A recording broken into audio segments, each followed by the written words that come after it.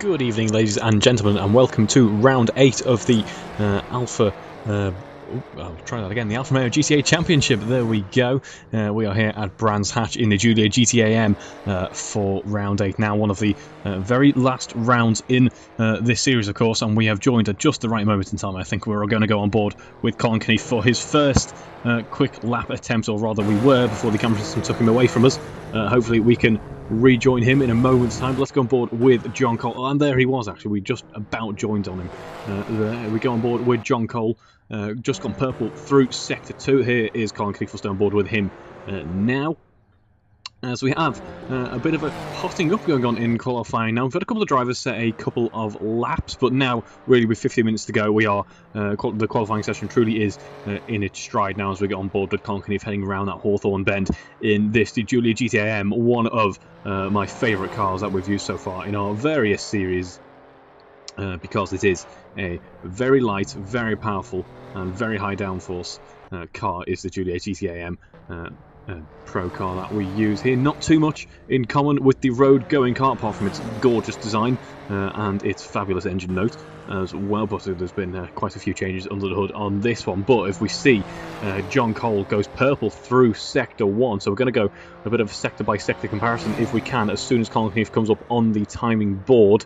I'll give you an update on John Cole's lap as he progresses then, while we can't do that at the moment. But there is Colin Kennedy heading around that first corner now, heading down the Paddock Hill bend. One of the first major challenges, of course, on the circuit presents itself right at turn 1. Very complicated technical circuit is the Brands Hatch GP circuit.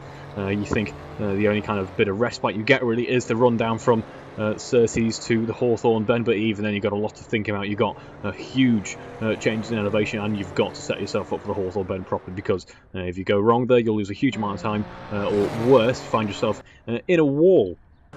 So then we see that John Cole loses out a little bit in the second sector, but makes up for it through the final sector. A 33.1 puts him on provisional pole rather, by an even larger margin, a 119.2, and it's a little bit messy for Colin Kennedy as he heads round. Looks to be the, where are we on track? We are coming up towards Stirling's now, and it's gone a little bit wrong for him on this lap. This is, of course, his first real attempt. 165 miles an hour through the speed trap for some cars here, so really are flying with these Julia GTAMs. A little bit wide there, very, very marginal. Very nearly found himself in the gravel there, but we see now he sets a time of a 1:21.0 for Colin Kennedy, so a little bit off the mark for him so far. But I'm going to go back on board with John Cole. He's gone purple through Sector 1 once again, absolutely flying at the moment, of course, in contention for this championship, being led by Colin Kennedy at the moment. John Cole is the only man who can touch Colin at the moment, and it looks to be that he's certainly delivering at this late stage of the championship, although goes wide, commentator's curse in true effect there, goes very wide at Stirling's and finds himself having to abandon this lap. Of course, everyone on the soft compound tyres for this session, these tyres lasting very well indeed. He should be able to just continue on with this stint as if nothing went wrong there, if he has enough fuel on board, which I believe he does. This is, of course, his only second fast push, and I imagine you're not going to get more desperate on the fuel load until the very late stages in qualifying, and we still have just over 11 minutes to go. Elsewhere, then we see a little bit of a close mid-pack. Well, I say mid-pack, it's between P2 and P3. Battle building up between Alan Matthews and Barry Clayton. Old rivals there, they know how to race each other well, and they're currently occupying the same bit of circuit in qualifying. So let's see how they navigate this now. A little bit off the mark for Alan Matthews there, and that has allowed Barry Clayton to swoop up and take P2 away from him. A spot on the front row provisionally for Barry Clayton at the moment, but let's see Colin Kennedy's progress through this lap. Now we've got another fast lap attempt underneath him now, as he's just started that. In fact, so we'll carry on onto his sector times. And imagine Barry Clayton's desperately wanting Alan Matthews to get out of the way in some shape or form, but of course Alan Matthews is on his own push lap at the moment. He's got his own qualifying session to worry about. They aren't teammates. He's not going to want to relent there in any way, shape or form. A little bit of a slip up for him on the exit of Surtees. Dropped the back axle onto a bit of dirt there. Still able to carry on, but losing some time as a result of that. And there we see Barry Clayton trying to find a way past on under braking into Hawthorne. Potentially already a bit of early racing action this early on in the weekend. Great to see that as we go on board in a second with Colin Kennedy losing out through Sector 1 once again. It hasn't quite come to him so far, this Brands Hatch GP circuit. Neither has it come to Alan Matthews, by the looks of things, going a little bit wide on the exit of Dingle Dell there. And we see who's just set the time. I believe that is Mike Hilton with a very nice competitive 1 minute 21.4 there. But that has allowed Barry Clayton to get past, gets that clean air they'd wanted all along, I imagine. And now we might see a more representative time from him if his tyres aren't too worn out. As we're going to go on board now with Mike Hilton, actually, as Colin Kennedy, we believe, has just had a bit of an incident. Let's see if we can find him anywhere. Apologies, Mike. You looks like you've abandoned your qualifying push right as we went on board with you. And we're now on board with Rosie Hodson. I know I've only seen it a couple of times before, but that is a cracking livery on Rosie Hodson's car there. But what is happening with the commentators' curse this evening? Everyone seems to be going off or abandoning their push as soon as I go on board with them. So I don't really know who to pick on next, to be honest. I'm going to pick on Alan Matthews. Alan Matthews has found himself ahead of Barry Clayton once again and is going for a personal best through Sector 1 this time. Let's see how he gets through Sector 2 now, as we ride through Hawthorne, playing it a little bit safer than Barry Clayton, the car behind him there, on the exit of that right-hander there, that high-speed right-hander, but still looking fairly competitive as we come towards the end of Sector 2. It is another improvement for him through the second sector at 21.4. Some nice short sectors here, a very quick lap, especially in these cars with astronomical levels of power, really. They are a fabulous race car. We had a few engine issues at the start of the season. I believe they are pretty much rectified now. It's a little bit wide for Alan Matthews there. He clips the gravel just about. That's going to cost him big time in terms of lap time heading round the Clark curve there. And it is a 120.9. I imagine at least a second of that came from that final corner. What a shame for him, as we're going to go on board with Guy Swarbrick. I haven't seen too much from him so far in this session. He's just gone personal best through Sector 1, is looking to improve through Sector 2 once again. Now as we see him on the run down the Pilgrims drop, huge change in elevation. The car picks up an immense amount of speed before the right-hander.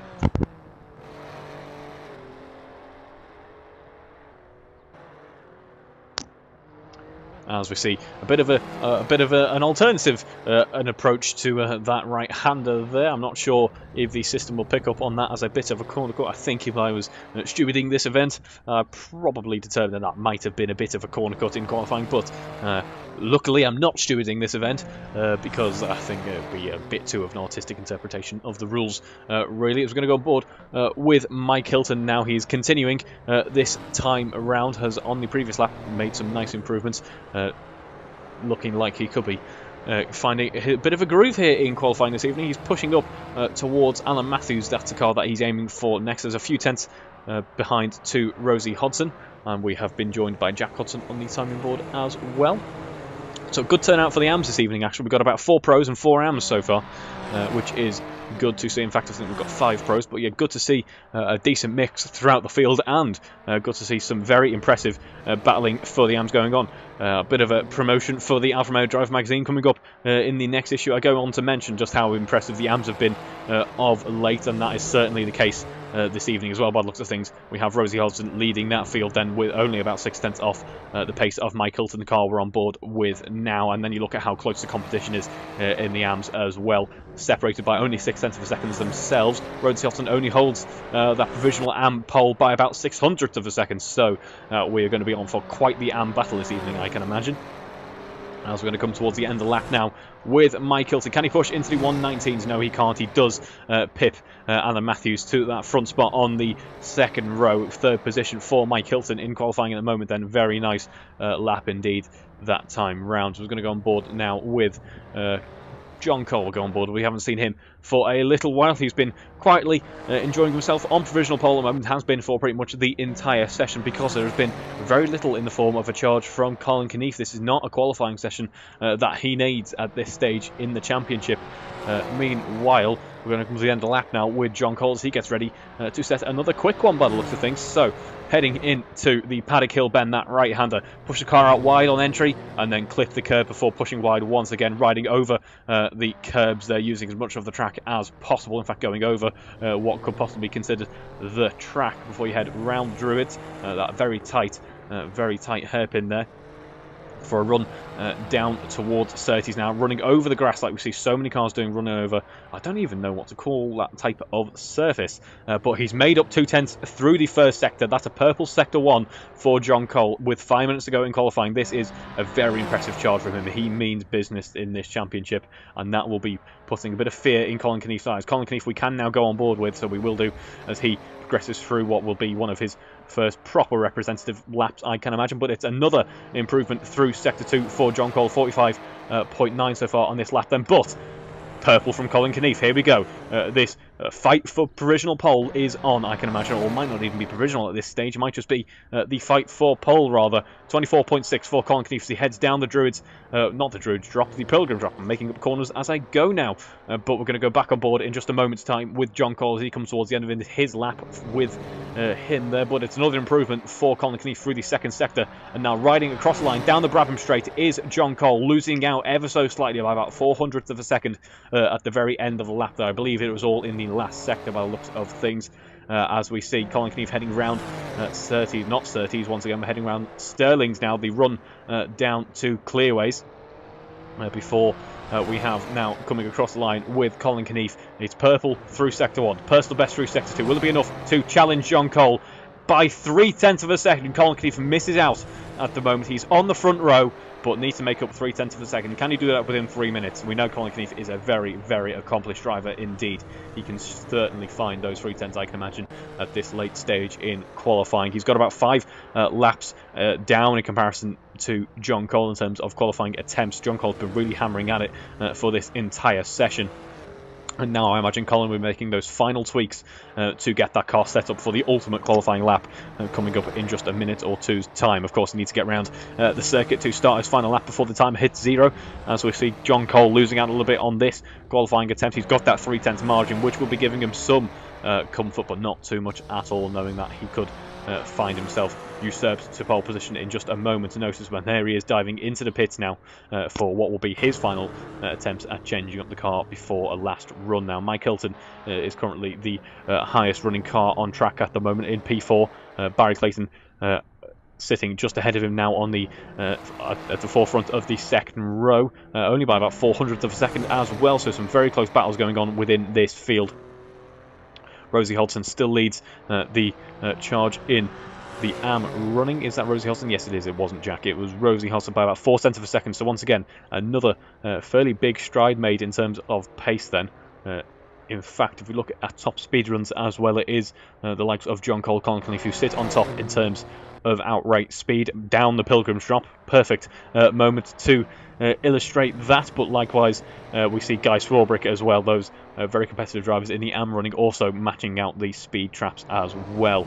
So Colin Kennedy heading round then for what will be his first quick lap coming up in just a moment. We'll stay on board with him as he gets ready for a final qualifying push. John Cole has also left the pits for his final attempts, so it's all getting very interesting here indeed. We're going to go back on board actually very briefly with Guy Swarbrick. We're going to join Colin in a moment for his final lap push, and it looks like it's not gone too well for Guy heading through the second sector. A personal best through sector 1, but not quite here by the end of the lap. Speaking of the end of the lap, here is Colin Kennedy come towards the end of his outlap, heading around the Clark curve now, getting ready for a final push in qualifying. So heading down the Paddock Hill bend, likewise very, compared to John Cole, very, very well executed there, looking very tidy indeed. Didn't quite clip the apex as much, but as he heads around Druids, staying very tight, following slow in, fast out there really. A little bit uneasy on exit by the looks of things, but he heads round the Graham Hill bend now, riding over the curb and the grass as we mentioned just a few moments ago, and there's 0.4 of a second already in that first sector. So whatever tweaks he has made, whether those be physically to the car or just mentally to his driving style, they've worked, because if you can keep up basically the pace that he demonstrated in the previous attempt, this lap is in the bag. 24.4 for Colin through the first sector, coming towards the end of sector 2 now, heading around the Hawthorns, heading around the Hawthorn bend, and there is another 0.3 there, 45.7, runs a little bit wide on exit there. Has he lost out as a result of that? He was probably about a second down through sector, not a second, a 10th down rather, through sector 2 compared to where he needs to be. You want to make sure he doesn't lose that pace too much towards the very end of the lap now, heading around the Stirling's bend for the final time on this push. He will have another lap attempt in if he chooses to use that. I'm not sure if John Cole will. Belletti now heading around the Clark curve, looking very tidy indeed, not pushing out too wide, coming across line, down the paddock hills, down the Brabham straight rather, and he's achingly close to John Cole, but losing out towards the end of the lap is Colin Kennedy on a consistent basis now by about 300th of a second. It wasn't there for Colin Kennedy. Meanwhile, we're on board with John Cole now for his final push in qualifying. Let's see what these drivers can do, as they are pretty much neck and neck at this stage, with a one last lap attempt underneath them now. Colin Kennedy come towards the end of Sector 1. There's another 310s there. He just needs to make sure he can keep up that advantage, make sure the tyres are happy, make sure he's happy towards the end of the lap now. Meanwhile, John Cole comes towards the end of Sector 1 as well. He just about matches his best time. He just about beats it, rather, 6,000ths of a second in it that time round. But Colin Kennedy coming up towards the Hawthorne bend now, coming across the line for Sector 2. What will it be? It's another 3/10 of a second advantage this time around. Only lost about 300 through Sector 2, so it's looking well for Colin Kennedy so far. Will it be enough, though, towards the end of the lap? As we see John Cole coming across the line for the Sector 2 timing marker, and he loses out big time through Sector 2. It's not quite in it this time around, so I pretty much imagine he's going to be hoping and praying it all goes wrong for Colin Kennedy heading round this final corner now. The very last dying breath of qualifying is what it's going to come to as we come across the line on the Brabham straight with Colin Kennedy. Will it be enough for pole in this session? It is, with a 1:19 flat. Colin Kennedy takes provisional pole here at Brands Hatch for round 8. Can John Cole fight back though as he comes across the line? No, he can't. Colin Kennedy then is our pole sitter for race 1. After a qualifying session that looked like it wasn't meant to be for him, he takes provisional pole at the very last second. Well done to Colin Kennedy, and commiserations to John Cole for a very, very exciting battle in qualifying. Alan Matthews coming home P3, I believe, although we've lost a couple too many drivers to really clarify that after such an exciting end to qualifying. Well, if that is how exciting qualifying was, I'm looking forward very much indeed to race 1 coming up in just a few minutes' time. Don't go anywhere.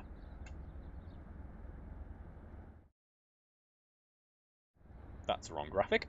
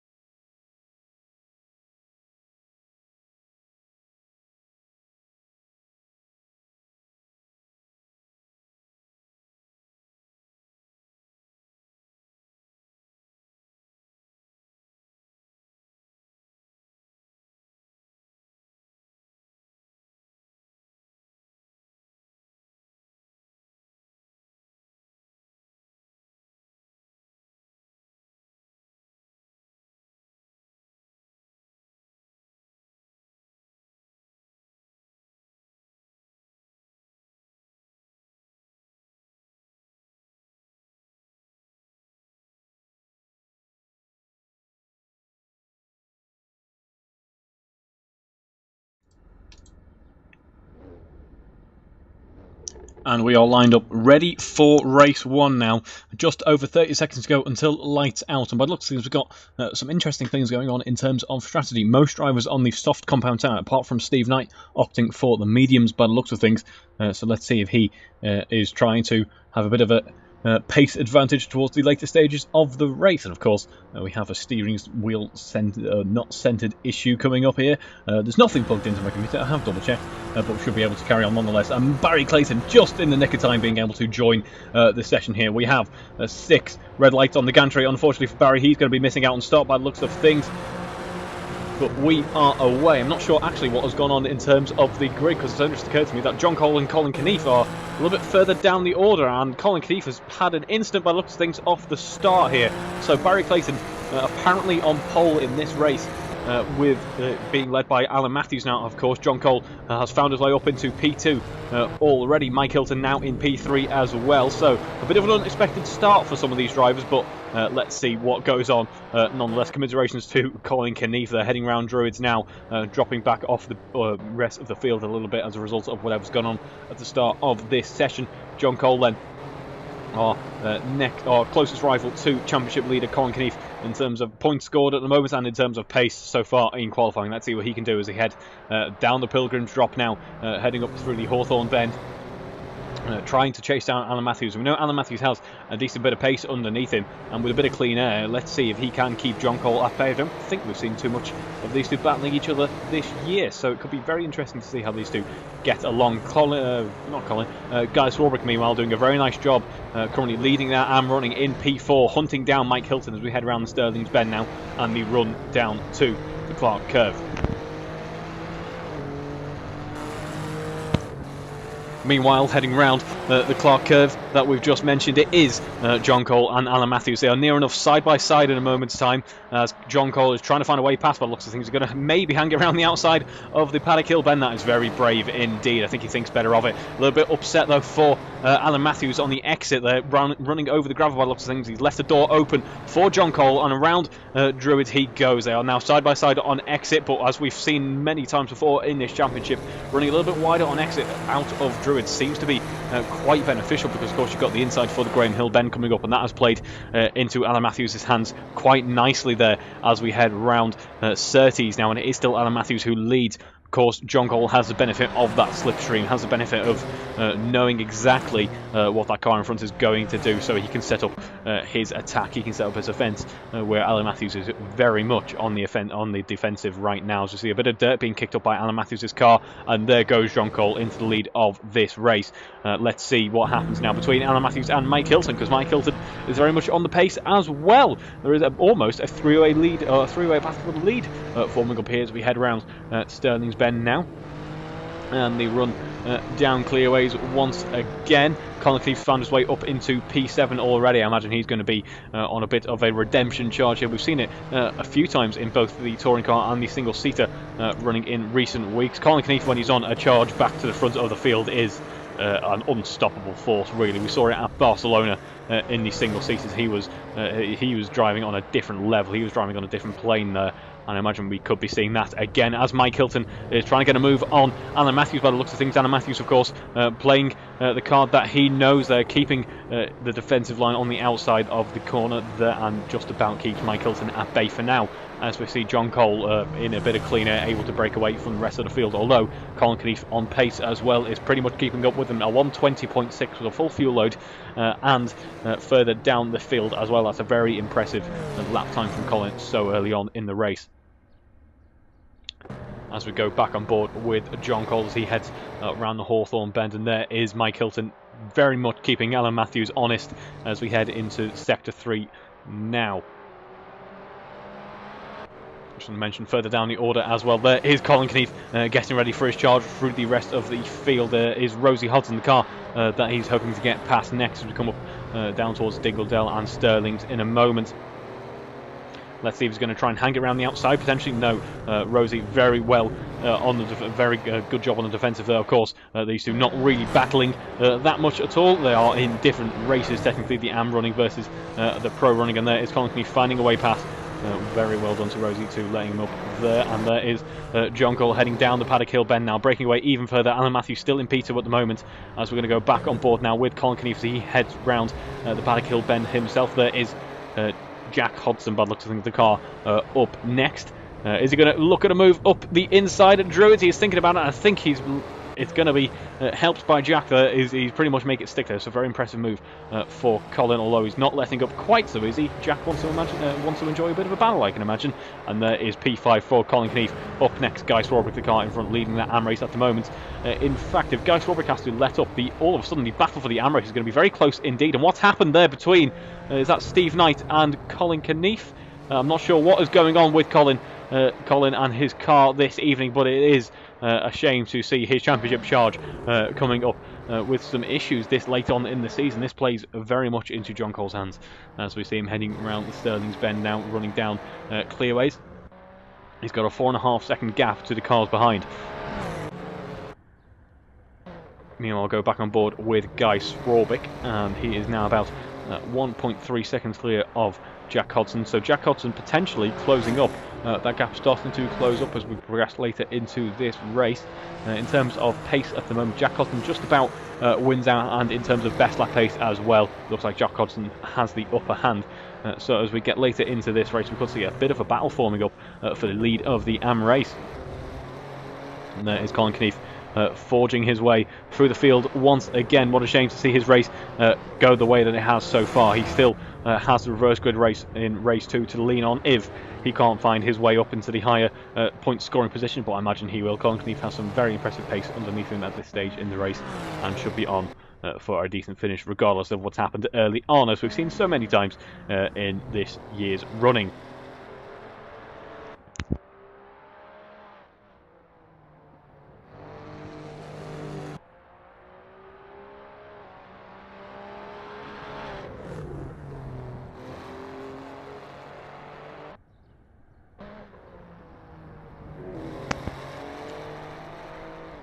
As we're going to go back on board with Guy Swarbrick, there is Jack Hodson slowly but surely gaining on the car in front as we come towards the end, or the start of Sector 3 rather, heading around Sterling's car, looking a little bit upset on the entry to the corner, bouncing about on the curbs. Very stiff suspension setup on these Julia GTAms, of course.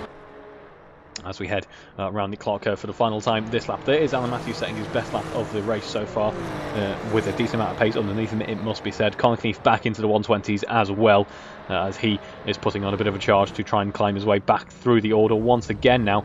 And now we see Jack Hodson starting to put that pressure on the car in front as well. And there is a battle between Barry Clayton and Colin Kennedy. Of course, the going to have to work out for him is Colin, because it is a battle for a pro position, but it looks to be he's got that move done as Barry Clayton now breaks himself into Druids. Colin Kennedy goes up the inside, gets the move done into P7 for Colin Kennedy, and there is Rosie Hodson car next in line for an overtake from Colin Kennedy, I can imagine. As we see Guy Swarbrick now very much under pressure from Jack Hodson. The battle for the AM race raging on then, and there is Rosie Hodson and Colin Kennedy not too far behind at all. If something goes wrong between these two, we could see the AM race order changing up big time now as Colin Kennedy finds his way past Rosie Hodson into P6 now. There's a little bit of dust being kicked up by Guy Swarbrick as he is positioning his car pretty much perfectly, I must say, to keep Jack Hodson at bay. It's not the widest circuit, is Brands Hatch, and it's very difficult to overtake on at certain points, and it looks to be that Guy Swarbrick is using that narrowness to his advantage there, trying to keep Jack Hodson at bay for as long as possible, taking the advantage of the slipstream as he heads around the clock curve and back onto the Brabham straight now. Guy Swarbrick still leads this battle, but for how long? That pressure must be getting to him at some point, as they are near enough side by side into the Paddock Hill bend. Who's going to come out on top? They are still side by side, but it looks to be that around the outside, Jack Hodson able to carry a bit more speed, but outbreaks himself into Druids. That gives the position back to Guy Swarbrick up the inside of Druids, and the position is Guy Swarbrick's once again. This battle could be going on for quite a long time. I'm all for that now, as we see Colin Kennedy with Barry Clayton in tow gets past Rosie Hodson now, and is now looking to the cars next up the order, and that is that aforementioned battle for the lead of the AM race. As we see them heading down towards Pilgrim's Drop in a moment's time, And there is still the same train that we saw a lap ago. So these two are very much enjoying that battle going on at the moment. Then it could go on for quite a while, I imagine, as we see them. Looks like Jack Hudson was trying to find a way up the inside. It wasn't going to happen from that far back, though, by the looks of things. As we head around Dingledale once again. A very aggressive cut from both Guy Swarbrick and Jack Hodson there heading into Dingledale. And Jack Hodson once again looking for a way past as we head down clearways. Guy Swarbrick breaking the slipstream to some extent as we head around the Clark curve once again. The order still the same, the only difference being Colin Kennedy and Barry Clayton much closer this time round. Jack Hodson going for the outside line once again. It didn't work out last time, but that was more to do with what went on at Druids. Will it work this time? But looks of things, I think it might stick because Guy Swarbrick losing out on quite a bit of pace, having to stick to the inside line there. We see Jack Hodson gets a move done around the outside. Colin Kennedy wants to join in on that fun as well, but Guy Swarbrick has pretty much nowhere to go as he sets himself up for the Graham Hill bend there. Jack Hodson gets it all wrong on the exit of Graham Hill, rides over the grass and loses out big time in terms of positions. He's dropped back behind the likes of Colin Kennedy and Barry Clayton as well now. He'll be trying to get a couple of positions back if he can, because he wants to still be involved in that battle for the AM race lead, which goes back into Guy Swarbrick's hands once again. Colin Kennedy now up into 4th as well. Colin Kennedy and Barry Clayton now split between the AM race leader as we head into Sector 3 now.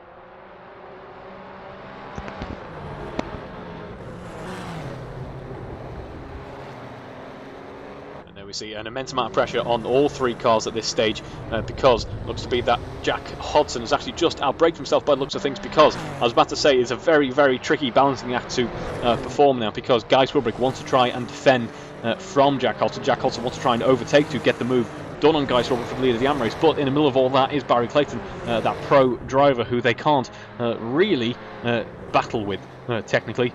So it's a very fine balancing act, and it looked to be that it pretty much worked out owing to Jack Hodson's small error there, as we see Colin Kennedy heading around the Paddock Hill bend, kicking up a bit of gravel there as he does so, but able to carry on with a decent bit of breathing space to the car behind him, which is Barry Clayton. Of course, now Colin Kennedy in 4th at the moment. John Cole has led this race for quite a long time now. Hasn't led every single minute of every single lap, but has been in the lead of every lap so far. Mike Hilton actually getting the move done on Alan Matthews apparently, although that doesn't seem to be the case as we follow them down towards Dingledale now.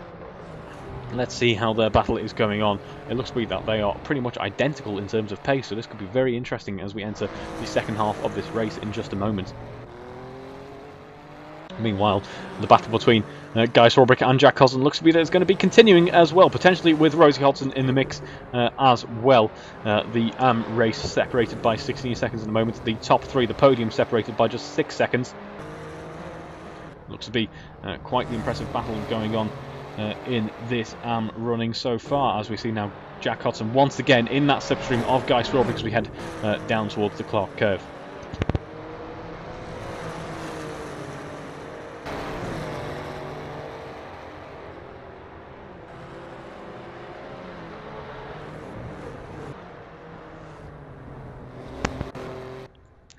As we go on board with John Cole, the race leader at the moment, has led every single lap, done a very impressive job in the lead, has demonstrated the pace in qualifying, and owing to the issues that Colin Kennedy had at the start of the race, has been able to forge a path to the front of the running and pretty much stay there unchallenged at the moment. This is exactly what he needed in terms of his championship fight. Speaking of, we have Colin Kennedy in the lead with 305 points, John Cole with 271. He'll be closing that up slowly but surely as a result of this race. Of course, we're only halfway in though, anything could happen. Matt Daly leading with not leading rather, Matt Daly in 3rd with 227, and then in terms of the AM race, it's all very close indeed. Rosie Holton and Steve Knight matching each other on points at the moment, and there is something going on for John Cole. I mentioned we're only halfway in, and John Cole has to pit, very interestingly. What is that for? I'm not entirely sure. I don't know if that is a tyre change or something. I can't quite determine that, unfortunately. But Alan Matthews now leads this race. Mike Hilton in 2nd position. Now he is rather importantly ahead of Colin Kennedy, his nearest championship rival, but has he just thrown away a fairly large proportion of points there? I'm not sure what went on. I imagine some type of penalty that he has to serve, maybe a fuel issue, or deciding to swap out the tyres. But for whatever reason, that is not what John Cole needed. It's not going to be smooth sailing from out here now. Because if he doesn't have enough of a pace advantage to Colin Kennedy, that car that is now behind him, he is going to be very much under pressure. They're separated by only 2.5 seconds now. After all, this is exactly what Colin Kennedy wanted to see. The car next up the road is John Cole, his championship rival. Now, if he has taken the opportunity to change his tyres, this could play very much into his hands. Those soft composite tyres will be very ready, very eager, especially with a lightened fuel load, to make it to the end of the race. Only just over 10 minutes to go now. Those lap times should start dropping even more. He could potentially find his way back past the likes of Mike Hilton and Alan Matthews if the pace advantage is great enough. We'll have to watch and monitor how he compares to Colin Kennedy as we come towards the end of this lap now, and we will do that as he heads down clearways towards the Clark curve at this point in time. So Alan Matthews then at the moment has been handed the race lead. This is exactly what he wants to see. I'm sure he'll be very pleased with this. He has the pace to lead, so let's see what he can do from this position. Likewise, Mike Hilton, P2 at the moment, very well deserved. And there is in the distance John Cole. So now we're going to go on to, it's pretty much going to be a little bit like the end of qualifying that we saw between these two. Only difference is this is in race circumstances and it's for points this time. As we head down through Sector 1, you want to be in the low you want to be in the low 24s towards the end of Sector 1, and John Cole finds himself 25 flat compared to Colin Kennedy's 25 flat. They are identical through Sector 1, folks. I don't think we've seen such impressive talent, such an impressive match between two drivers for a long time, it must be said. These two very much a well-suited pair of rivals here as we come towards the end of Sector 2 now. And it is a 21.5 for John Cole and 21.4 for Colin Kennedy. So if John Cole has pitted for new tyres, they very much were needed, but I doubt that was the issue for his. I doubt that was the reason for his stop. I presume some type of penalty or fuel issue has come down clearways now towards the Brabham Straight, and we're getting ready to compare the lap times in just a second time. Don't you love this delve into data? I certainly do. That's why I do it so much. So apologies if it's all the numbers are a little bit boring, but we come towards the end of the lap now, and it is a 1:20.6 for Colin Kennedy and a 1:20 flat for John Cole. So if it was new tyres, it certainly worked here. He should be able to break away from Colin Kennedy and still win out in terms of points in this race with just under 10 minutes to go now. As it looks to be Colin Kennedy having to take quite an aggressive entry into Graham Hill, the Graham Hill left-hander there by the looks of things. There is Barry Clayton in the distance as well. So John Cole pitting has rather afforded a bit of a new lease on this race, really. It has afforded a new kind of style to this race entirely. It has changed up, the order has changed up what we're expecting of this race completely, and now of course now led by Alan Matthews. Mike Hilton about 5 seconds behind. John Cole catching up to Mike Hilton, that car in front. He will be wanting to use Mike Hilton as a bit of a stopgap between him and Colin to keep Colin at bay, but all of a sudden the order has completely turned on its head, really, as the field is now very close indeed. The pro field separated by only 15 seconds in this race now, looking to be very competitive indeed. No one outside of the 20s, I believe. No, everyone in the pro running currently in the mid-120s. A very evenly matched, very competitive field on display here tonight, folks, as we see Colin Kennedy actually going purple through Sector 2. So he has responded to that charge from John Cole up in front. He's now been spurred on. He's now getting ready for a battle, wants a spot on that podium, as we see a 21.1 through Sector 2, and his best lap of the race so far. In fact, the best lap of the evening so far. In fact, no, rather the best lap of the race so far, 1:19.4, as Guy Swarbrick finds a way past Jack Hodson. Now, something's gone wrong for Jack Hodson, I believe. He's lost out on a huge amount of pace heading on the exit of the Clark curve there. Rosie Hodson now overtaking him heading into the Paddock Hill bend. There he is still able to carry on. It's not an early season style engine failure that I mentioned a few minutes ago, which is good to see. But it looks to be that everyone else is starting to pick up the pace now. There's a bit of a late charge in this race as the fuel loads get lighter. Alan Matthews now setting personal best sectors. Mike Hilton now on for a personal best lap by the looks of things. He could be challenging for the fastest lap of this race if things go his way towards the end of this lap. Now a 25 flat through Sector 1, a 21.4 through Sector 2, heading down clearways now with John Cole very close indeed in his rear view mirror.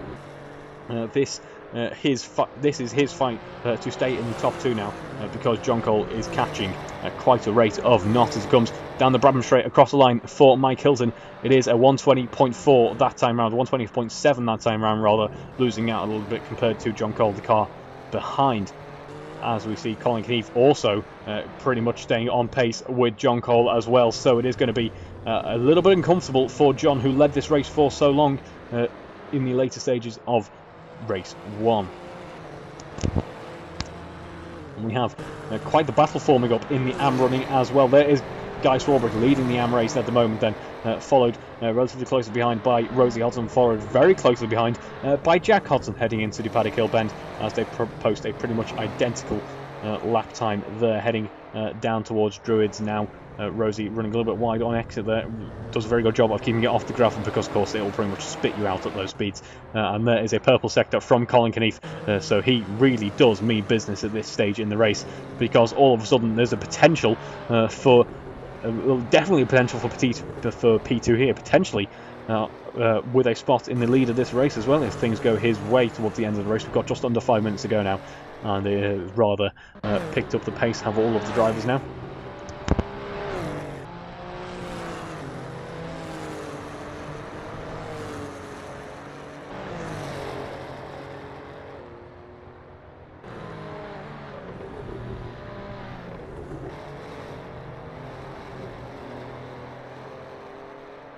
As we see Colin Kennedy heading around the Paddock Hill Bend, using as much of the curb as he dares. He wants to avoid the gravel as much as possible before he finds himself lower down the order once again. Although I must say, actually, it's only really just occurred to me, but I must congratulate all the drivers. Everyone is currently on the lead lap at the moment, and this is exactly the reason why we have some very close battling going on. And we're going to stay with the AM runs for a little bit now as we watch them heading for a couple of laps. Guy Swarbrick losing out a little bit on that previous lap. That has brought Rosie and Jack right back into contention. So the pair of siblings here trying to put on a charge against Guy Swarbrick as we head round Druids, head round that right-hander now.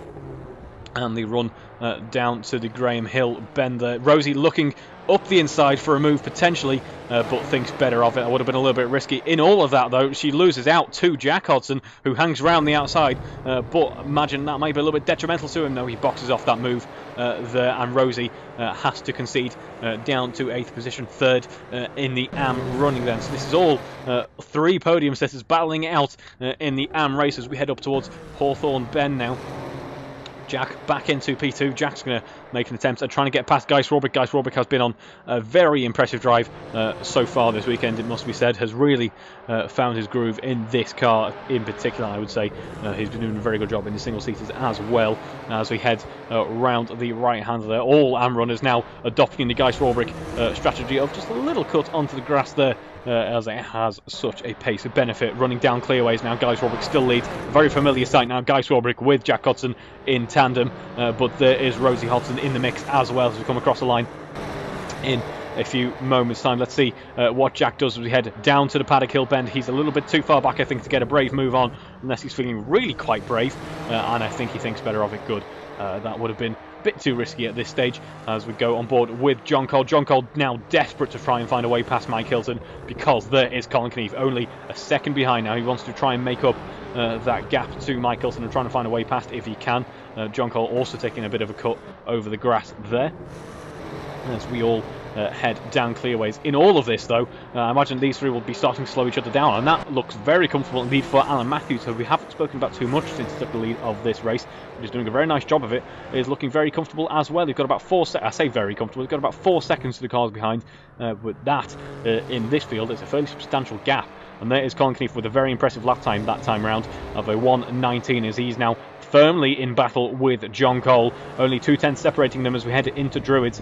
John Cole, I imagine, is going to be focusing his efforts on keeping Colin Kennedy behind now. He's going to let Mike Hilton run away with it, which is detrimental to Alan Matthews, but it plays into Mike Hilton's hands a great deal. John Cole trying as much as he can to keep Colin Kennedy at bay, cutting over that curb there as we head round Graham Hill Bend. And they are near enough side by side as we head up through Surtees. Colin Kennedy has the upper hand in terms of pace, though, carrying so much more speed through that left-hander, heading down the Pilgrim's Drop now. If he's got that slick through him as well, it should be fairly easy heading into Hawthorne, where we've seen it be a particular favourite overtaking spot of some drivers in the past. It hasn't been so far this evening, though, as we're going to go and follow the AM running for just a brief moment. It is still Guy Swarbrick who leads. Jack Hodson now very much under pressure from Rosie Hodson as they head round the Druids corner once again. And speaking of pressure, is some pressure on the shoulders of John Coles. They head round Stirling once again. No one really wants to see a very angry, very fast Colin Kennedy in their rear view mirrors because he is a formidable force, it must be said, as we head round the right hand of the Clark curve for one of the final times in race 1. Mike Hilton posting a personal best lap time there, and John Cole and Colin Kennedy posting pretty much identical, only 6 thousandths of a second between the two on that lap. Meanwhile, in the AM running, it is still Guy Swarbrick who leads by a few tenths of a second, and it's all gone wrong for Jack Hodson through Dingle Dell, who now concedes to Rosie Hodson. Rosie Hodson now back up into P2. These two are going to keep on battling out until the very end of the race, by the looks of things. Speaking of two battling out, we're going to go have to switch back to John Cole and Colin Kennedy, as there is in the background Alan Matthews as well. The top 4 in the pro running separated by only 5.5 seconds. This is very impressive indeed. This race has come alive in the very late stages now. Cutting over the grass goes Mike Hilton. John Cole doing his best to keep Colin Kennedy at bay as we head up towards Dingle Dell, or Westford rather, Westfield even. I seem to have completely forgotten Westfield exists, so I apologise for that one so far in race 1. But it looks to be John Cole still just about keeping Colin Kennedy at bay, but for how long? Speaking of keeping at bay, we're going to go back to the battle for the AM race as well. Rosie Hodson still in P2 as we head down the Cooper Straight, and back with Alan Matthews we go, as we see him just in the foreground there, starting the final lap of this race. So we're going to have to focus on him as he heads round one last time. But it is side by side between John Cole and Colin Kennedy. Now John Cole just about winning out Colin Kennedy, thinking better of it. There was contact between the two actually. It looks to be Colin Kennedy's got a bit of front end damage as a result of that. But this is exactly what this is exactly what John Cole needs to do at this stage. He can't focus on trying to get past Mike Hilton. He's just got to keep a point advantage over Colin Kennedy at this stage in the race, because when it all looked so safe, so secure for him, he had to pit. He had to concede what would have been a fairly easy victory. And it looks to be that fairly easy victory is now going to fall into the lap of Alan Matthews, as now John Cole is near enough side by side with Mike Hilton. Is he going to feel brave under braking into Hawthorne? Let's see. No, he doesn't. He dives in, goes up the inside, heading down towards Westfield now. They are side by side, nearly 3 wide. There's contact between Mike Hilton and Colin Kennedy. That's exactly what John Cole wanted. Now he has the stopgap of Mike Hilton. Colin Kennedy has had to drop right back after that contact. That has played beautifully into John Cole's hands. Now up into P2 for John Cole. Mike Hilton a few tenths behind, and then Colin Kennedy a couple of seconds behind now. That is exactly what John Cole wanted. Commiserations to Colin Kennedy for that one, because it's all gone wrong at the very last moment after laps and laps of battling. But that doesn't matter. It is Alan Matthews who comes across the line to take the race 1 victory in a very, very exciting end to that race, it must be said. John Cole, after all that fighting, losing out in the pits, comes home with P2. Very well deserved spot on the podium for John Cole. Mike Hilton, likewise, a very well executed race, earning a spot on the podium, and I imagine that'll be frustration in the car of Colin Kennedy, as he wants to get this in lap over and done with. I can imagine losing out on the podium there, as I think we're about to see some victory donuts for Alan Matthews there. They got a little bit wrong though. This is a very grippy, very competitive and very capable car, and it looked to be that it wanted to go straight into the wall at Druids there.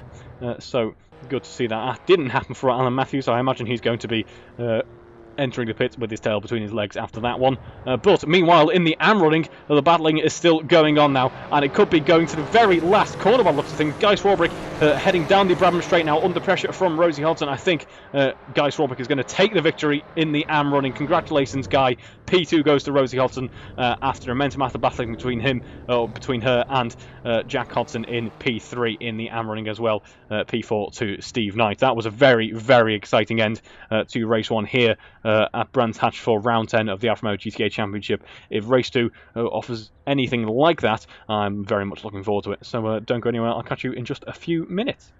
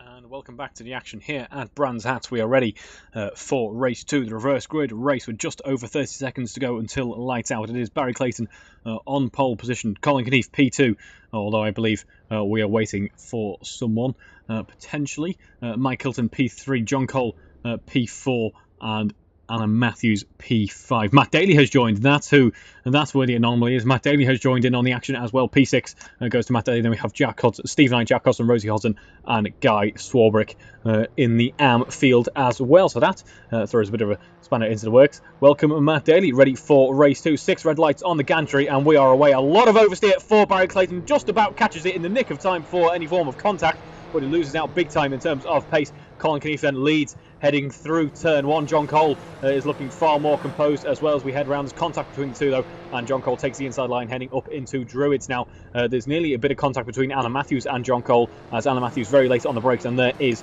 Colin Kennedy breaking away from the field just a little bit now then, as we see Matt Daly not able to make too much in the name of progress there, but Mike Hilton and Matt Daly now side by side as we head up towards Surtees. Colin Kennedy getting a little bit upset around Surtees there. The back end kicking out a little bit, of course, very powerful these rear wheel drive cars are, but Colin Kennedy still leads this race. Barry Clayton separates them and John Cole, but for how long, that is the question, because you know John Cole's got a very impressive turn of pace underneath him.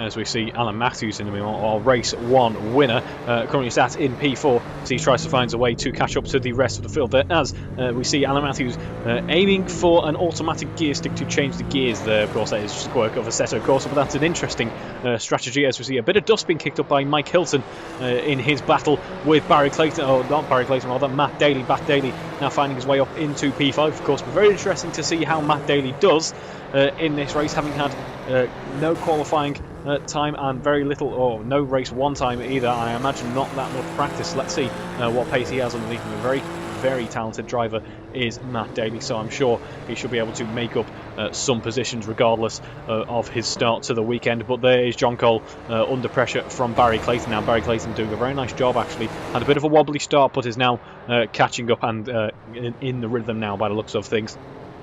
In fact, Alan Matthews wants to get involved in this too by the looks of things. We see an interesting rear spoiler there.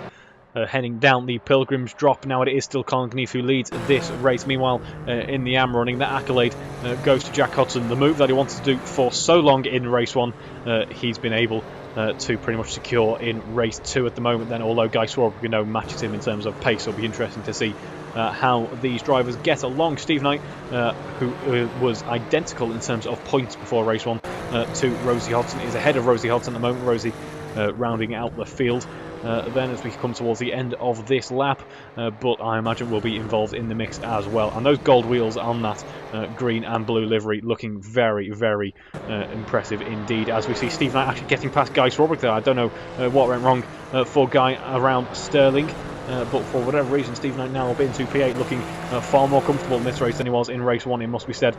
We could see a bit of a redemption race for Steve this time round, as we see Rosie and Guy side by side as we head into the Paddock Hill bend.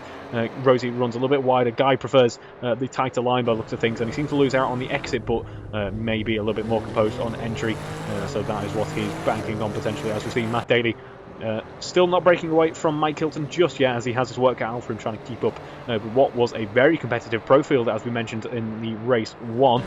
Everyone lapping in the 120s apart from the occasional Colin Kennedy special that dipped into the 119s. Everyone in those 120s, and I'm glad to see that the Alfa Romeo Santa system still left in place in the GTAm. So of course there is ample opportunity for entertainment, communication, navigation and systems information. Good to see there, as we now watch Matt Daly try to find a way past Alan Matthews as we head towards the end of the lap. And he's very much on the tail, very much on the rear bumper of the car in front, heading down clearways now, has the benefit of the slipstream, but by the looks of things also has a bit of a disadvantage in terms of outright straight line speed. In terms of top dog in terms of straight line speed. That has to go to Colin Kennedy, who's just set a 118 with a bit of clean air. Of course, we haven't seen him with clean air in race trim so far this evening, and we are now watching that, and it is very impressive indeed. Into the 118s for Colin Kennedy, for about 0.8 of a second clear of John Cole, our car in front. So this is redemption, is race 2 for Colin Kennedy. But he wins out in terms of straight line speed as well, 163 miles an hour. I saw between the drivers there was a bit of debate over the best setup to use. Guy was struggling a little bit initially, I believe. He was referring to his old Thruxton setup, of course, some similar nature between the two circuits, but has tweaked that now. And is looking very comfortable as a result of it, it must be said. The AM running, much like the Pro running, all very close in terms of pace. Speaking of very close, it's very close between Alan Matthews and Matt Daly. Matt Daly desperate to find a way past Alan Matthews as we head up towards Westfield on the inside. Gets the move done. Very nice move from Matt Daly there. And though we find that Alan Matthews in all this battling has lost out in terms of speed a little bit, Mike Hilton now wants to get involved in this as well. There's a three-way battle for P4 ongoing here as we head down clearways, the run down to clearways, where we might see the order change up just a little bit if something goes wrong for any particular driver heading through the Clark curve. And looks to be everyone navigating that quite nicely on the run down the Brabham straight now. As we see Matt Daly breaking the toe potentially, although that was probably more like setting up his car for the Paddock Hill bend, a very technical corner. The corner coming up next after the start-finish line. There, as we see, actually still very close between these three drivers, but also not too distant is John Cole from Barry Clayton there. Barry Clayton, as we mentioned already, a bit of a disappointing start for him, but still able to keep up with the leaders at the moment. Meanwhile, Steve Knight doing a very impressive job in P8 at the moment. P2 in the AM running has kept Guy Swarbrick and Rosie Holton at bay as they are involved in their own battling at the moment, heading down the 30 straight at the moment. But we're going to go back on board with Matt Daly and Anna Matthews, because Anna Matthews is ready to take that position back battle. I think there's a battle for the battle for P4 rages on as we head down towards Dingle Dell, and it looks to be that these drivers are very equal in terms of pace at the moment. This is very impressive from Matt Daly. Actually, we haven't seen this much. We haven't seen too much from him at all so far this evening, of course, and he's right on the pace, straight out of the box. So very, very impressive to see indeed.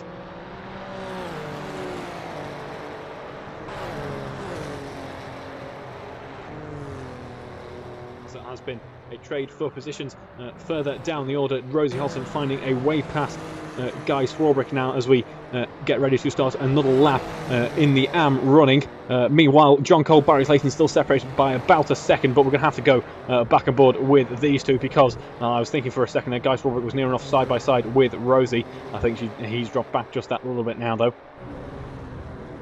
as we get ready to head on board.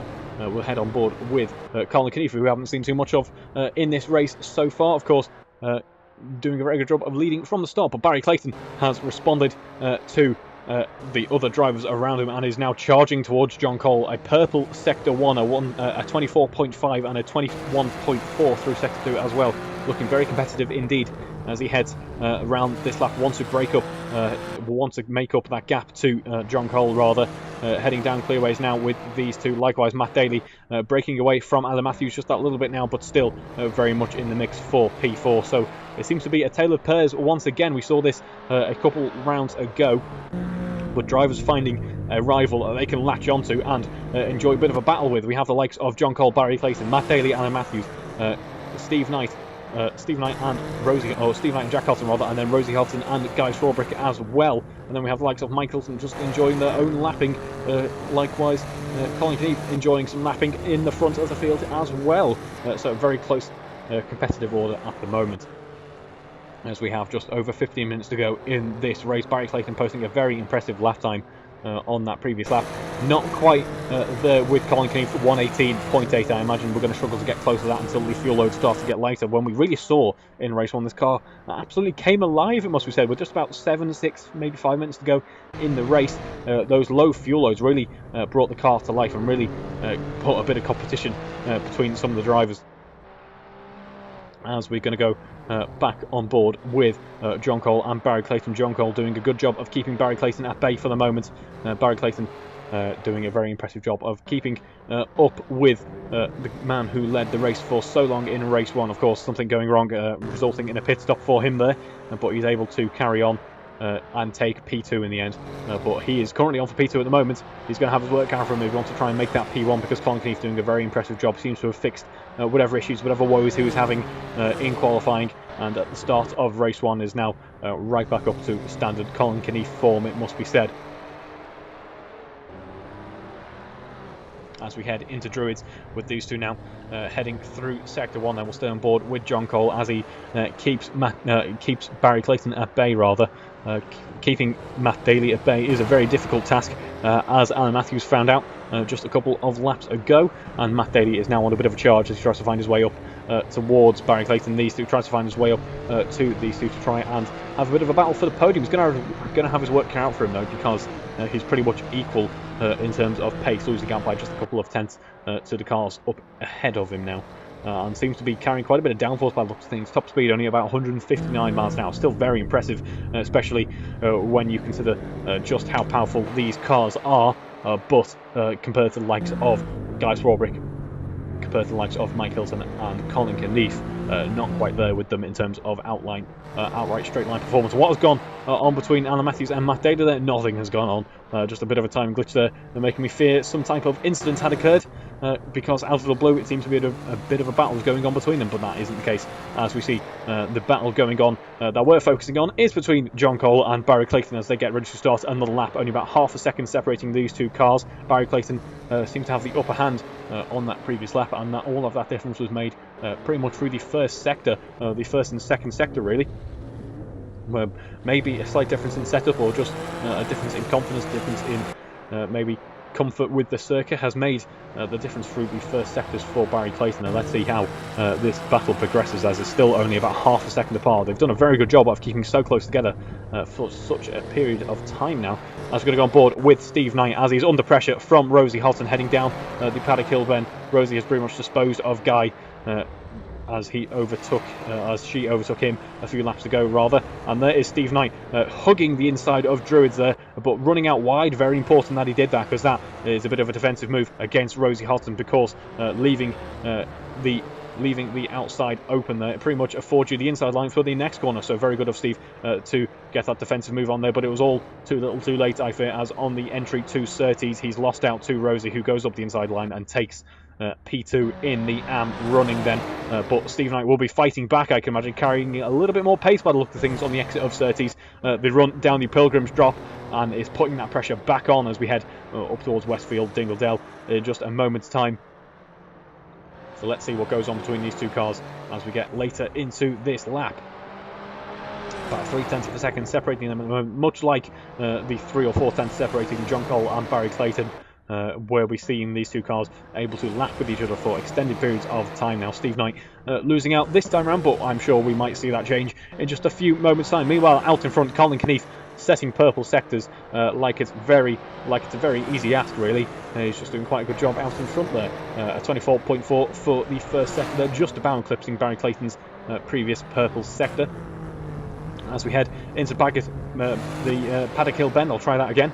Runs a little bit wide on entry, actually. Luckily for him, doesn't upset the car, but Rosie has found her way past into PA as she heads round Druids now, and has pretty much disposed of Steve Knight at this point, and is getting ready to, I imagine, try and catch up to Jack Hodson, the next car in front, the leader of the AM race at the moment. They are pretty much equal in terms of lap pace, but I imagine with a bit of clean air or a little bit less battling to do, we might see the pace for Rosie Hodson pick up at this stage in the race. I'm going to go on board with Colin Kennedy. He comes across the line for what has been another very competitive lap, another lap in the 118s, 118.9 that time round.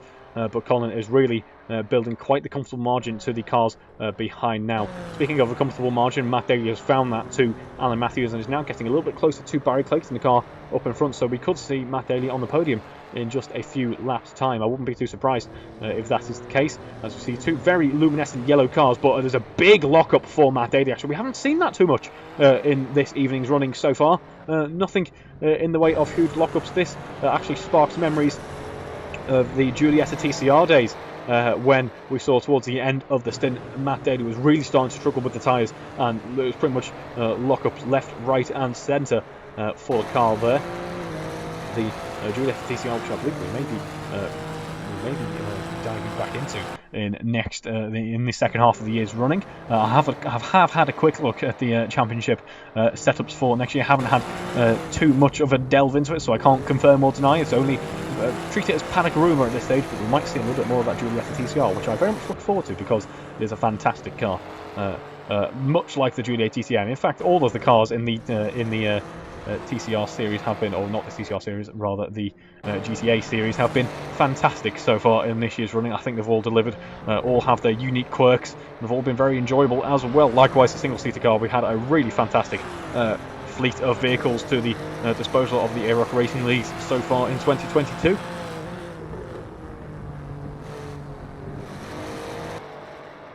Drivers now looking quite comfortable actually in their own little space on the circuit that they like to occupy. We've got just under 10 minutes to go, and there is a nice margin between each driver, so they can kind of settle into a bit of a longer stint, or a little bit of a kind of a more relaxed mindset, getting ready for a final charge in a few minutes time. I imagine we'll see that much like we saw in race 1, where the fuel load gets lighter, the car seems to come back to the drivers, and they get ready for one last push of the weekend. It will be here in race 2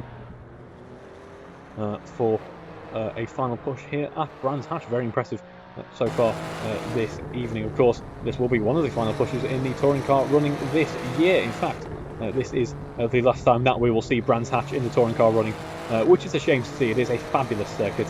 Likewise for the Julia GTAm, this is the last time we'll see this car in the running as well. We haven't seen it since March, actually, I don't believe, so it's been a good send-off for it, I think, this weekend. And thank you very much, Julia GTAm, for your services. Of course, we have Alton coming up in a fortnight's time. The 156 GTA, a bit of a classic of ours. We do very much enjoy it. Very capable, very predictable, and very exciting car to watch navigate a couple of an hour or two of racing. Likewise, the 147 GTA as well. I think that might actually, it's between the Julia or the 147 GTA for favourite of the series for me, and I think the 147 GTA just about takes it, to be honest. That front-wheel drive, maybe it's because I drive a Mito QV and understeer and power is the name of the game, and that is very much the case for the 147 GTA as well. It seems to be a very enjoyable car to head round a tight, twisty British circuit, and that rounds out the GTA running at Thruxton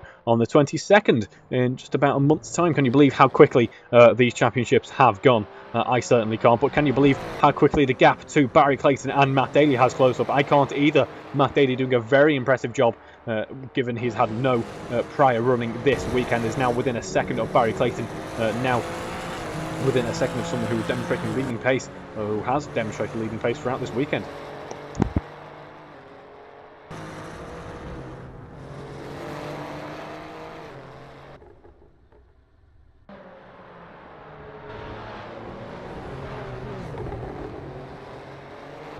As we head around the Clark curve. Apologies, my voice probably still only just about recovering from Barcelona, I imagine. That was a very exciting race. Not quite there yet. Haven't quite got the voice to do massive endurance events. Of course, these aren't. So it's a good thing we are not too often running a huge 4-hour endurance event, although I wouldn't mind seeing a bit of that if the drivers are up for it. I will, of course, be hoping to, at some point in the summer, of course, now my studies are over for the year, I'm hoping to jump in on a little bit of the Sunday fun race action as well, if the servers will take it. That'll be some very excitable viewing, I am sure. As we see Matt Daly now within about half a second now about a second and a half rather, of Barry Clayton, not quite able to break that barrier that he has been at for a little while now. Likewise for Barry Clayton, he's only about a second and a half down on John Cole. John Cole doing a very good job of leading, or I was about to say leading there, doing a very good job of running in P2 at the moment. Of course, someone who is doing a good job of leading is Colin Kennedy in P1 at the moment, heading round the Clark curve for another lap here at Brands Hatch. We've got just over 5 minutes to go in this race, and Alan Matthews is setting a personal best with quite a bit of clean air around him. He's, I imagine, getting ready for a bit of a charge to see if he can maybe salvage some points from any errors that might go on further ahead of him. Of course, leading or eventually taking the win in race 1 was a good race. Not quite working out for him in race 2, but still a good haul of points to take away from this weekend. These three just so tantalisingly close to a battle by the looks of things, but they just haven't been able to close up on each other. But this will help matters. John Cole runs a little bit wide on the exit of Druids. There, my prayers have been answered by the looks of things. Apologies, John. Commentator's curse? No, I don't really know to call that commentator's curse. But my prayers have been answered, and there is John Cole running a little bit wide, heading out of Druids, and that brings Matt Daly right that brings Barry Clayton and Matt Daly right into contention. All of a sudden, rather, only about half a second separating these two cars. We head down Pilgrim's Drop. And all of a sudden, this trio has just got just that little bit closer as we come towards the later stages of this race. Meanwhile, Colin Kennedy with that I mentioned that 5-minute margin now, where the fuel oil starts to get a little bit lighter. Colin Kennedy now starting to set purple sectors as he comes towards the end of another lap. Could this be another one in the 118s? We'll stay on board with them to find out as he heads around the Clark curve for another go of the Brands Hatch circuit. It is a 119 this time round. I'm not sure if the tyres quite have another 118 left in them. Maybe we'll have to wait until we're on pretty much fumes at the very end of the race. Of course, as the drivers progress through the weekend, or as they progress through their practice, they get a slightly better idea of what their fuel usage is going to look like.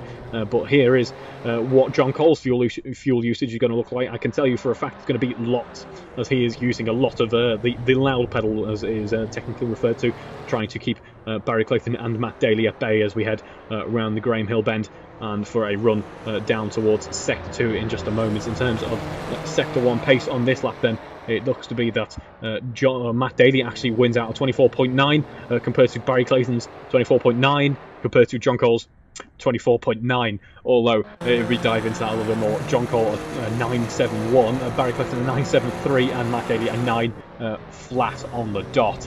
So hundreds is what's in it, folks. These drivers are very talented, very competitive, certainly know how to race each other, and that means that we get some very tight margins between them.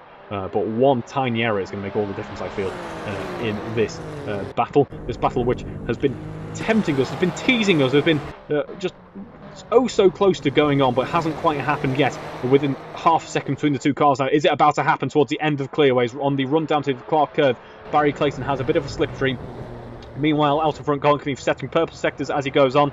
119.1. I imagine we might see another dip into the 118s in a moment's time. Matt Daly dropping off the back of this a little bit. Maybe he's waiting to see a bit of an impact happen between the two cars, as John Cole looks to be a little bit eager on the brakes for both cars. Actually, that allows Matt Daly to catch right back up, and they are near enough side by side heading into Druids. John Cole takes the inside line there, but boxes off, very importantly, boxes off Barry Clayton. Does he box him off enough though? Yes, he does. He keeps Barry Clayton at bay just for now. That has brought Matt Daly right back into contention. Barry Clayton dropping back a little bit actually on the exit of the Graham Hill bend. They are now side by side, are Barry Clayton and Matt Daly. Matt Daly going up the inside, heading around Surtees. They are side by side on the exit of Surtees once again. Matt Daly winning out now, heading down the Pilgrim Drop. It is Matt Daly up into P3, a spot on the podium for Matt Daly. He hasn't even raced so far this weekend and has managed to find a way past Barry Clayton. John Cole still in P2 at the moment then, with a bit of a bit more breathing room, but not much at all. Only about 0.6 of a second separating these two now, and only 0.2 of a second separating Matt Daly and Barry Clayton as we head down towards Westfield and Dingle in a moment's time. I imagine John Cole is going to be a little bit perplexed as to what's going on here, because they're two very similarly coloured cars, but they are different cars indeed. It is Matt Daly now into, I'm even getting confused between the two cars as we run down clearways. It is still John Cole who leads this trio, only about 0.8 of a second separating them all. Matt Daly within 0.4 of a second of that car in front. We've got 2 minutes to go in this race, and this pack is going to continue battling until the very end now. John Cole looking a little bit more comfortable through the Paddock Hill bend this time round, although Barry Clayton's now all of a sudden right back in it. It looks to be that John Cole might have clipped the gravel just a little bit as we head into Druids. He hasn't lost out too much though. But Matt Daly is there. All three make contact as they bump together, heading round Druids. Matt Daly gets a little bit upset there by the looks of things. Drops back, has he? No, he hasn't. He's just managed to keep on it there, but has lost out in comparison to John Cole. This pack then still only about a second apart as a result of that. This is some very exciting racing, folks, as we get ready to head down the Pilgrim's Drop. Once again, these three still staying on each other now, and it is still John Cole who leads. Meanwhile, elsewhere through the field, it is Jack Hobson who still leads the AM running. Rosie Hobson in P2 at the moment, only about a second half behind as they head round the Clark curve. And there is Colin Kennedy. Colin Kennedy, something's gone wrong with Colin Kennedy. He's spun around. He's lost out big time. Where is that? He is He is, where is he? He is right at the end. He's on the exit of Dingledale up towards Stirling's. He's still in the lead of this race, but not by much, with just over a minute to go. He's going to be a little bit slow down clearways, and all of a sudden he's only 2 seconds behind, or 2 seconds ahead of John Cole, rather. What a shame for Colin Kennedy. He hasn't lost out too much yet, but if something's gone wrong in terms of tyres, that could be a little bit of a disaster for him. John Cole can't focus on that too much, though. He's got to focus on Matt Daly, the car behind. Matt Daly only 0.3 of a second behind as we head into the Paddock Hill bend now, and he's very much still on the defensive, is John Cole. Colin Kennedy has pretty much kind of resumed where he left off after that incident. Meanwhile, Matt Daly's desperate to find a way past, runs a little bit wider on exit there. Will this work out for him? No, because John Cole able to box him off on the exit of Druids now, as Matt Daly carries a lot of entry speed heading round into Graham Hill, rides over the grass there, but still is unable to find a way past John Cole. John Cole's putting on an immense defence here. This is some absolutely sublime driving on display from all 4 cars in the mix here. Very impressive of Colin Kennedy to kind of get back on track and carry on with an immense amount of pace. He's straight back on for another 119, I can imagine, even after quite a bit of temp in those tyres. As we see Matt Daly running around the outside, the timer hits 0, but we're still on the penultimate lap. We've got another full lap of Brands to go after this, and it is still John Cole in P2 at the moment, with Matt Daly P3 and Barry Clayton P4. But there is, in the background, Colin Kennedy, who had such a huge, comfortable lead. To see it all dwindle away like this at the very late stages, it is a little bit of a surprise. And I imagine Barry Clayton now side by side with Matt Daly. Matt Daly getting a little bit upset on the exit of Stirling's, but still is ahead in P3 with a spot on the podium at the moment. A very impressive drive on display here. There is Colin Kennedy into the 119s once again. John Cole able to have a bit of breathing room now by the looks of things. Matt Daly losing out through sector 3 at the end of that lap. I now imagine Matt Daly, very, very similarly coloured cars here. Matt Daly going to focus his efforts on the car behind, or is he? Because it looks to be he's closed right back up, heading through Druids once again. We're going to have to join Colin Kennedy at some point as we see him head round for a final lap there. But he's lost out on the exit of Graham Hill, has Matt Daly. Matt Daly runs over the grass a little bit too much by the looks of things, drops back into P4. Barry Clayton now with the spot on the podium. This is not what Matt Daly needed at this stage in the race. He'll be coming home with P4. Still impressive given the fact he's had no running, but he very much deserves a spot on the podium. Let's see if he can fight for it towards the end of this lap now. We're very near the end of this race even, and it is still John Cole in P2 at the moment. But can Barry Clayton now put a charge on to John Cole at the very last dying breath of this race? There's only 0.3 of a second between the 2 cars as we come towards the end, but we're going to have to go on board with Colin Kennedy in just a moment. These 2 are so achingly close as they head round Stirling's. There is a bit of lap traffic to contend with, but I don't think that's going to be too much of a threat so far in this race. And there is Colin Kennedy heading round the Clark curve for the final time this evening, coming across the line to take the race 2 victory rather. Congratulations, Colin. Bit of a redemption arc there for Colin Kennedy. And there is John Cole taking P2. Barry Clayton taking P3, a spot on the podium only by the skin of his teeth there. He was pretty much side by side with Matt Daly as they came across the line.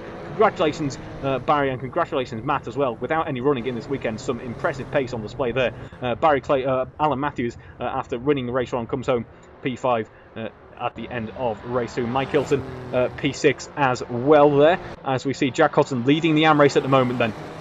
As we have the run down through Dingledale towards Stirling's, there is Rosie Hudson, very close indeed, but will it be close enough? Can she force an error at this very late stage in this race? There's only one way to find out, and that's to stay on board with these 2 in the battle for the AM race victory, folks, as we see them heading down clearways now. It looks to be Rosie trying to find a way past, or thinking about a way past, but it's just a little bit too far back, unfortunately, for her at this stage.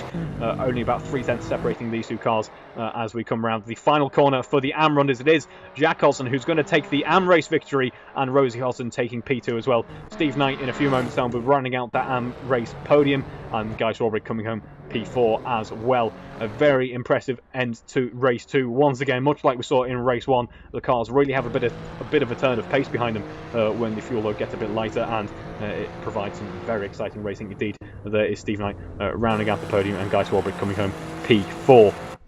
Well, as ever in the GTA Championship, it certainly delivered some racing excitement there. That is it for Brands Hatch, and that is it for the Julia GTAm in this year's running of the GTA Championship, which is a shame to see some very exciting racing on display here for round 10. Congratulations to Alan Matthews and Colin Kennedy for the race victories this evening, and thank you very much for watching. I'll catch you in a fortnight's time for